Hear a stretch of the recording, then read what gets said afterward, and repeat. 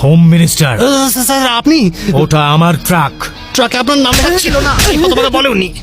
এখন জেনে গেছিস তো, এবার আমার ট্রাকটা ফিরিয়ে দে। বেইমানি হয়ে যাবে। কি কি আবল তাবল বকছিস? 21,000 টাকায় কন্ট্রাক্ট নিয়েছি। কে দিয়েছিল কন্ট্রাক্ট? ভুলে যাও ওটা। আমি তোকে ডাবল টাকা দেবো, ট্রাক ফেরত দে। অন্যদের কথার দাম না থাকতে পারে, আমার কথার আছে। নেশা করে আছিস নাকি? জানিস তুই ট্রাকে কি আছে? ট্রাক খালি হলে আমার কোনো টেনশন নেই স্যার। পরের বার এই ধরনের কাজ করতে হলে আমাকে ডাকবেন স্যার। হ্যাঁ, তার মানে তুই ট্রাকটা ফেরত দিবি না? আমি একবার টাকা নিলে কারোর সঙ্গে বেইমানি করি না স্যার।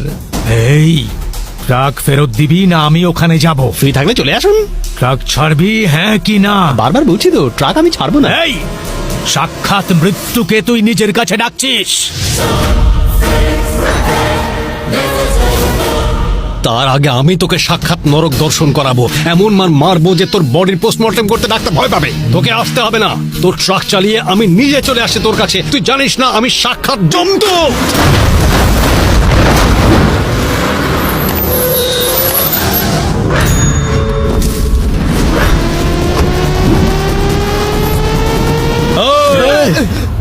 রিভার্স চল।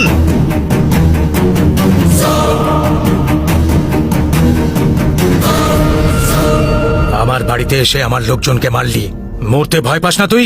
ডেমো দেখে এখনো বুঝতে পারছিস না যমরাজ আমার ক্লাসমেট? প্রথমে আমার ভাইকে মেরেছিস, পরে সরি বলে নাটক করেছিস। আগুন নিয়ে খেলছিস তুই। তোকে কোড ওয়ার্ডে বুঝিয়েছিলাম যে যেদিন আমার মাথা ঘাঁটবে সেদিন তোর মাথা ফাটবে।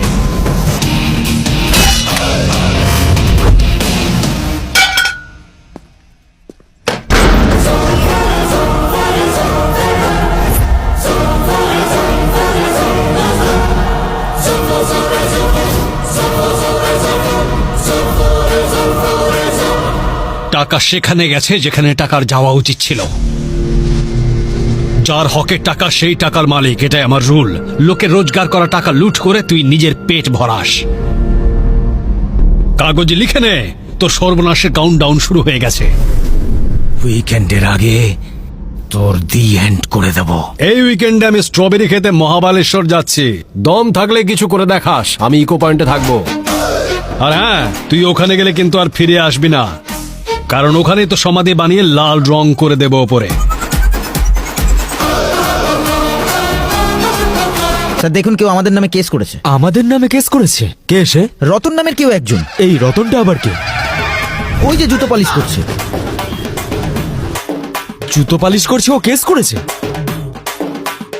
স্যার, আমরা যেখানে মল বানিয়েছি সেখানকার ওনার সার্ফি কোর্ট থেকে নোটিশ পাঠিয়েছে আমাদের মলটা খালি করে দেওয়ার জন্য। পদ্মাবতীটা আবার কি?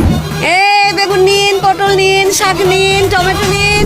বুঝলে ভাই, আজকাল কোর্টে যত কেস আসছে সবই দেখছি প্রপার্টি রিলেটেড। খুব অদ্ভুত ব্যাপার তো। আর সব কটা কেসেই দেখছি হোম মিনিস্টারের 50% শেয়ার রয়েছে। আর আমি তোমায় বলছি যে হোম মিনিস্টার কেসগুলো হারবেই। কেউ একজন হোম মিনিস্টারকে টার্গেট করেছে।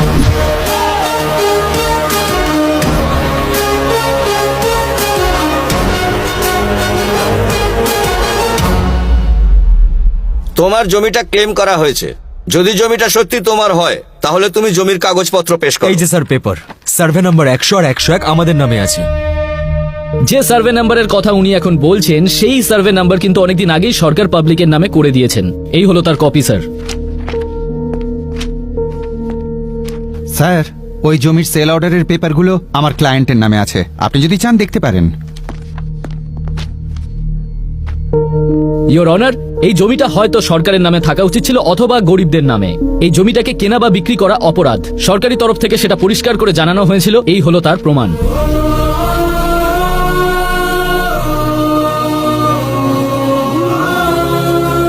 রতনকে কোর্টে পেশ করা হোক।